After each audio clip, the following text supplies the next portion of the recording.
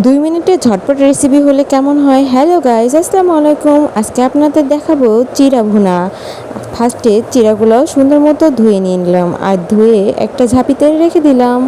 এরপর পরিমাণ মতো পেঁয়াজ মরিচ নিয়ে নিলাম, এরপর তেলের মধ্যে দিয়ে দিলাম আর লাল হওয়ার পর এরপর একটা ডিম দিয়ে দিলাম আর দেওয়ার পর সামান্য লবণও দিয়ে দিলাম আর দেওয়ার পর সবগুলো একটু মিক্সড করে নিলাম, দেখতেই পাচ্ছেন আপনারা।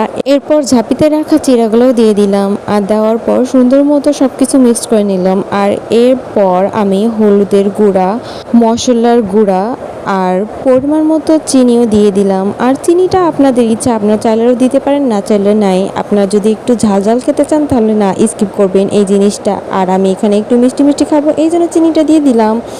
এরপর সবগুলো মিক্সড করে নিলাম, কিছুক্ষণ ভেজে নেওয়ার পর দেখেন কালারটা ঠিক এমনটা হবে।